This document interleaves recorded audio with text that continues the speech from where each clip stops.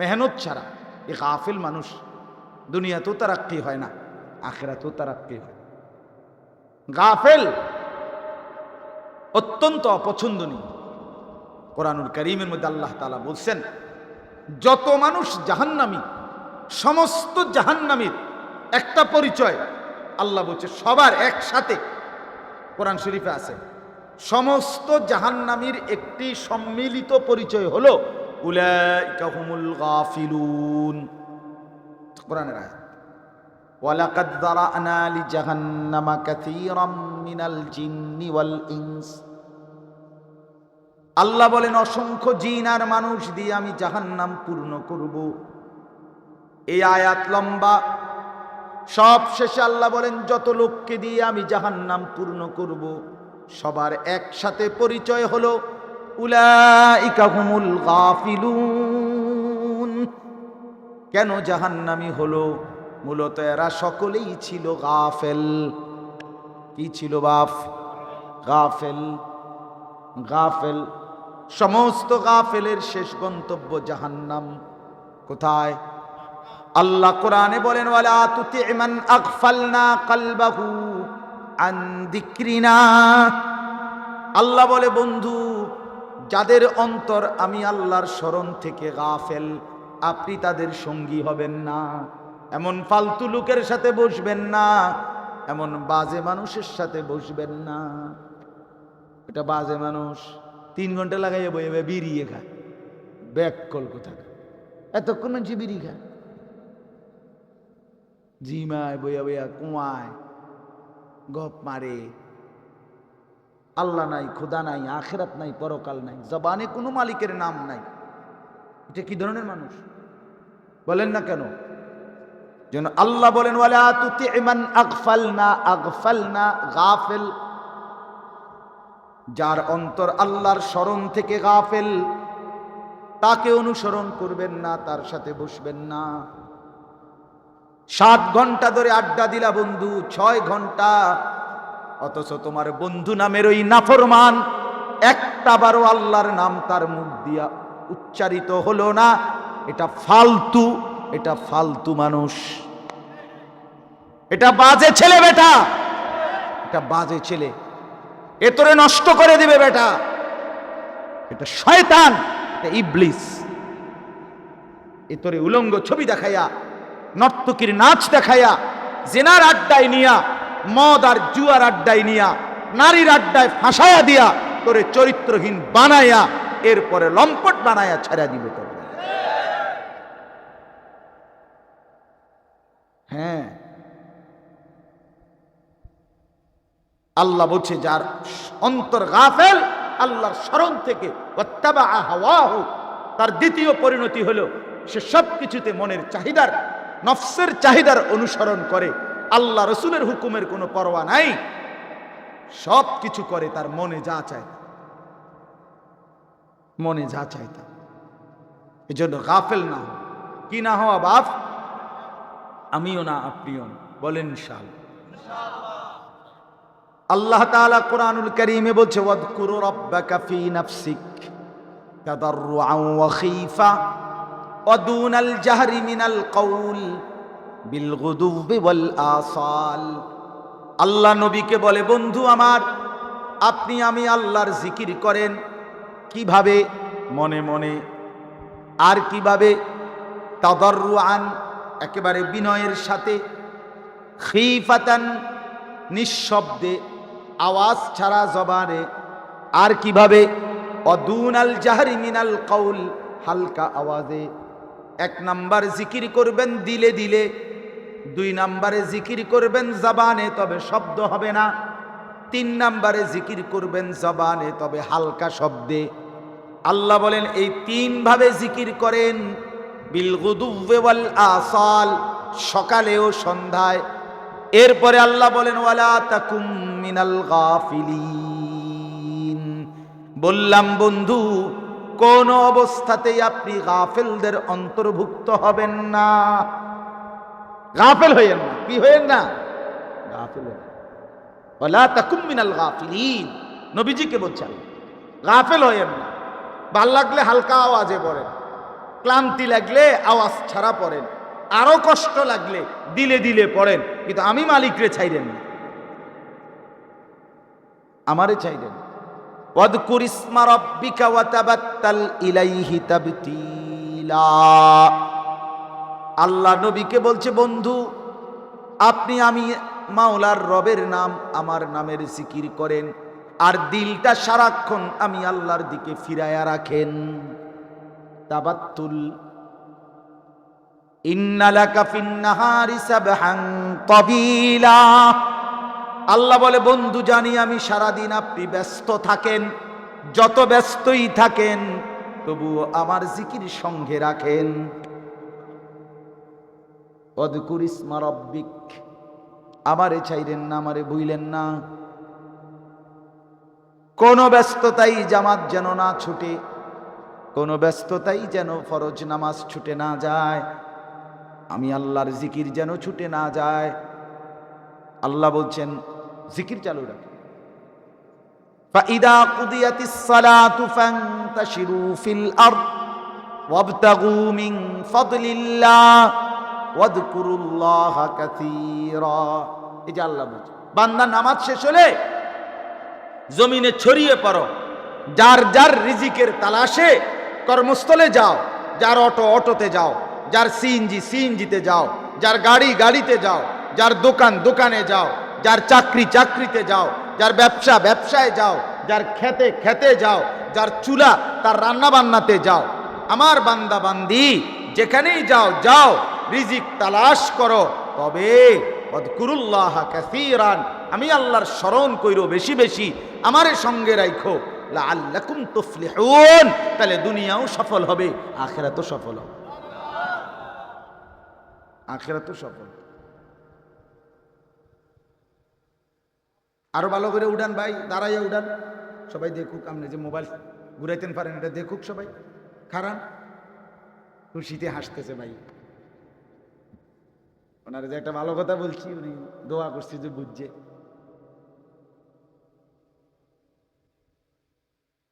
হ্যাঁ, এই জন্য বললাম, খামখেয়ালি বললাম, খামখেয়ালি অনেক কঠিন ব্যাপার। মুসলমানের এই নওজোয়ান ফেরাইতে হবে, কঠিন ব্যাপার। এই আমি এখন এদিক দিয়ে আসছি, একসাথে এই আধা কিলোর ভিতরে দেখে আসছি, একসাথে 5 জন 7 জন 8 জনও ছেলে পেলে, প্রত্যেকের হাতে একটা একটা মোবাইল, একসাথে বৈশা মোবাইল টিপতেছে 2 আঙ্গুলে। গাড়ি প্রচন্ড হরন দিছে, আর তুই একটু মাতালগি দিছে আবার নিজের কাছে। আহা মুসলমানের সঙ্গে, বাবা কোথায়, মা কোথায়, ঘুমাবে কোন রাত্রে, হ্যাঁ, কোনো দিন ফজর পড়বে কিনা কেউ জানে না। বাবাও হাল ছেড়ে দিছে, সন্তানও হাল ছেড়ে দিছে। খোদার 365 দিন, 1 বছর মুসলমানের সন্তান মুসলমানের ঘরে ঘুমায়, বাপ মা জীবিত, কিন্তু 18-20 বছর বয়স ছেলে মেয়ে, তাগড়া সুস্থ সবল জওয়ান ছেলে, কিন্তু নাফরমান। খোদার 365 দিনে কোনোদিন একদিনও কোনোদিন ফজরের নামাজ পড়ে নাই। মুসলমানের ঘরে এত বড় জানোয়ার কেমনে ঘুমায় বাপ? হ্যাঁ, ও চাচা বলেন না,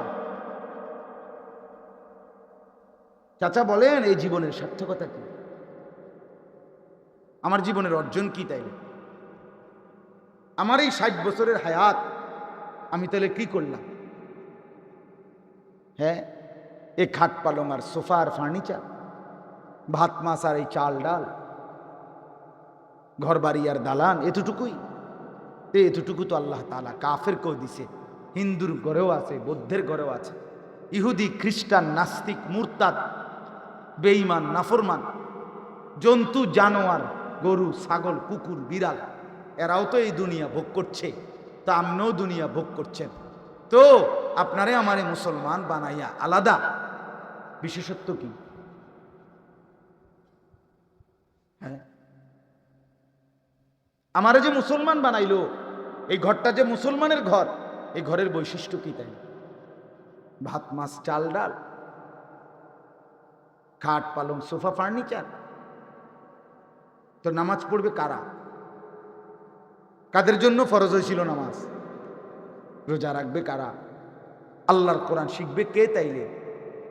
কোরআনুল কারীম কার জন্য তাইলে? জিকির কে করবে? তাহাজ্জুদ কারা পড়বে? বলেন না বাপ। মুসলমানের ঘরে যদি খোদার 365 দিনে গোটা এক বছরে যদি কোনো দিন ফজরের নামাজ ছেলেটা না পড়ে, মেয়েটা না পড়ে, স্ত্রী না পড়ে, আমি বুঝি না হুজুর, আমি বুঝি না। আমি বহুত চিন্তা করে চাইছি এটা কিটা, এবার এই ফুলার বাপ এবার কি ফেলাস্টিক না লোডা না বদনা, এবার আমি বুঝি না এটা কি মানুষ। হায় হায় হায়, এই মুসলমান কেমনে ঘুমায়, রাত কাটে কেমনে, হতে কেমনে, ঘুম যায় কেমনে, তার মা বাতরান দে কেমনে, আমি বুঝি না। আরে মহিলা, আরে বেটি, আরে চাচি, আপনার জীবনের আর কি কাল লাগে এই হাইওয়ানের জন্য ভাত রান্ধেন? এত বড় দুশ্মনের লাগা, ছি ছি ছি, এত বড় বেহায়ার জন্য ভাত, এত বড় জঙ্গলি অসভ্য। দেখি একদিন দুই দিন কোনদিনই নামাজ পড়বে না মুসলমানের বাচ্চা এটা। আরে কি কোন মিয়া, আমার জীবনের আছে কি তাইলে? আমি পৃথিবীতে আসলাম কেন? আমার উপার্জন কার জন্য? আমার জিন্দিগিটা কার লাগে শেষ করলাম? এতটি জমি কিনলাম, এত বাড়ি করলাম, এত কিছু করলাম, ঘাম বাইয়া বাইয়া পড়লো একটা একটা টাকার জন্য, এই অমানুষদের জন্য। এরা বসে বসে সারাদিন সারা রাত মোবাইল টিপবে, ছেলে সারা রাত মোবাইলে উলঙ্গ ছবি দেখবে, বেড়ি বেপর্দা চলবে ঘরে, 30 বছর ধরে প্রতিদিন রঙিন টেলিভিশন চলবে, নাচ গান নর্তকীর ছবি, জিনা ব্যভিচারের দৃশ্য দেখবে। এই জন্যই আমার উপার্জন। এই আজকে 28 বছর আমি এর লেগে বিদেশ করলাম, 32 বছর এই জন্য বিদেশ করলাম। কি বলেন না? এরম বিদেশি মানুষ আছে না? আজকে 28 বছর বেচারা কষ্ট করে, কলজাটা তার জাগাত নাই, জীবনে সুখ কি আবার? যার পাশে বউ নাই, সন্তান নাই, মা নাই, বাপ নাই, একটা ট্যাবলেট খুললে দইন। আমার রাতের 2টা বাজলে, বিশ্বাস করেন, রাতের 2টাও যদি বাজে, 3টাও বাজে, 2:30টা বাজে, আমার 2.5 বছরের মেয়েটা আমার সাথে, আমার ড্রাইভার এখানে আছে জিগার, প্রতিদিন রাতে আমি মাহফিল থেকে ফিরলে রাতের 2:30টা বাজুক আর 3টা বাজুক, আমার ছোট্ট মেয়ে সুমাইয়া, আমার মেয়েটা যত রাতেই হোক আমার জন্য সজাগ। গেট কলিং বেলের টিপ দিলেই অথবা মোবাইলটা রিং দিলেই বাসায় সে চিৎকার দিয়ে ওঠে, আব্বু আইছে।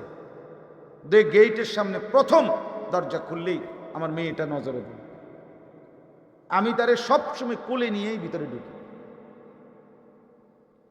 যে বেচারা আজ 28 বছর বিদেশ, 30 বছর বিদেশ, সে আদর পাইল কই, সোহাগ পাইল কই, কি পাইল? 14 ঘন্টা ডিউটি করার পরে সে কষ্ট করে নিজের রান্নাটা নিজে করে, নিজের কাপড়টা নিজে ধোয়, নিজের সব প্রয়োজন নিজে পূরণ করে।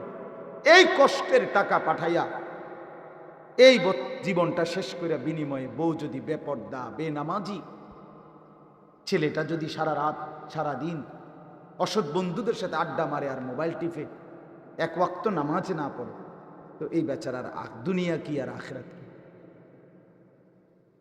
বলেন না বাপ, আমারে বলেন। এই ছেলেরা বলো না ভাইয়া, 2 বছর মায়ের পবিত্র দুধ খাইলা, এভাবে ভুললা গেলা? হ্যাঁ, এতগুলো আজান হয় একসাথে এক এক মহল্লায়, একটাও আজও কানে বাড়ি খায় না। তুমি কেমন কেমন ডাকাত, তুমি কেমন পাষাণ, তুমি কতটা নৃশংস, কতটা হিংস্র, তুমি কত বড় গাদ্দার। একদিন 2 দিন না, এক এক ওয়াক্ত নামাজে আজান প্রত্যেক মহল্লায় তো 2-4-5টা মসজিদ থেকে একসাথে বাজে না? কি বলেন না? একটা মসজিদের মাইক যদি 4টা করে হয়, 5টা মসজিদে যদি মাইক বাজে তো 20টা হরন এক লগে বাজছে। এখানে 20টা হরন লাগাক না, পুরা মহল্লায় আওয়াজ হবে না? তো চলে এই জঙ্গলির কারণে কি পৌঁছে না? সে মুসলমান না? বলে এতটা গাফেল মুসলমান হয় কিভাবে? এতটা গাফেল বাবা হয় কিভাবে? এত গাফেল সন্তান হয় কিভাবে? আমার বাপ, রাগ হইয়েন না, বরঞ্চ এই জন্য বললাম যেন ফিকির আসে দিলের মধ্যে অনুভূতি জাগা দরকার। যে কয়জন বলছেন আরো কম হইল আপত্তি নাই, আলহামদুলিল্লাহ। আমি শুধু একজনের জন্য এই অল্প কিছুদিন আগে আধা ঘন্টা 40 মিনিট বয়ান করছি। একজনের এক ঘরে গিয়া, মহিলা হজে যাবে, মহিলার স্বামীরে দিয়া বলছে, হুজুরে যদি আমগো ঘরে আইসা দূর কইতো, একটু নসিহত করতো। স্বামী আমারে বলছে, আমি বলছি আমি আইতেছি। ও মহিলার স্বামী আমার পাশে বসছে, আর পর্দার আড়ালে মহিলা বেরিয়ে একজনের লেগে 30-40 মিনিট ওয়াজ করে দিচ্ছে। খালাস, আল্লাহর জন্য। এই সোমবারে যে মেইন বৃষ্টিটা যসময় হয়েছে, পুরা বৃষ্টি হয়েছে কিনা সন্ধ্যায় কোন? কারেন্ট ছিল না, বৃষ্টি হয়েছে, জেনারেটরও নাই। আমি আলহামদুলিল্লাহ এই সোমবারে, গত সোমবারে পূর্ণ বৃষ্টির সময় আল্লাহর দয়া 2টা মাহফিল, 2খানে ছিল আমার, 2 মসজিদ, দোনো বয়ান আমি পূর্ণ করছি। আন্দাইরা বয়ান। হ্যাঁ, বিশ্বাস করে। তারারে কইছি যে পরে একসময় আসমু, আপনারা চেহারা চাইন, ওন আগে হুন্ডালানো আছে বাঁচতে চেহারা চাইতেন, ফেরবেন চেহারা দিয়ে ঘাস কাটবেন কিনতেন। এমনি বললাম আর কি, এটা আপনারে কেরামতি কইতে আসছি না, মানে এমনি বুঝাইলাম আর কি, যে আল্লাহর কথা বলতে থাকা 1 মিনিট 100 মিনিট, একজন 10 জন, কবি ইধার কবি উধার, কখনো এদিকে কখনো সেদিকে বলতে হবে। এই নওজওয়ানদেরকে ফেরাইবার চেষ্টা করতে হবে চাচারা, তাহলে আগামী প্রজন্ম কঠিন মুসিবতের মুখোমুখি হবে। ছেলেরা মনে রাখো ভাইয়া, ফিলিস্তিন আজীবন নির্যাতিত হবে, আর তুমি কোনোদিন নির্যাতিত হবে না। কে দিল এই নিশ্চয়তা? হ্যাঁ ভাইয়া বলো, রোহিঙ্গা মুসলমান আজীবন মার খাবে, তুমি কোনোদিন মার খাইবা না। কে দিল ভাইয়া এই নিরাপত্তা? কাশ্মীরের মুসলমান আজীবন নির্যাতিত হবে, আমরা কোনোদিন নির্যাতিত হব না। কে দিল এই নিশ্চয়তা আমাদেরকে? কি কারণে? আমরা সেই নিরাপত্তা কোত্থেকে পেলাম? আরে মুরব্বীরা হয়তো চলে যাবে, তো নওজওয়ান তুমি তো আল্লাহ হায়াত দিলে, হতে পারে আরো 50 বছর থাকবা, আরো 40 বছর থাকবা। 50 বছর মাত্র, বাংলাদেশের এই 50-52 বছরে কত কিছু আমরা দেখলাম, পৃথিবীর কত কিছু দেখতেছি। আগামী 50 বছর পর্যন্ত পৃথিবীর অবস্থার আর পরিবর্তন হবে না? সময়ের পরিবর্তন আর হবে না? তো এরপরে বলেন, দয়া করে ভাবতে শেখেন, দয়া করে প্রত্যেকেই গাফেল হবেন না। একটু কষ্ট করে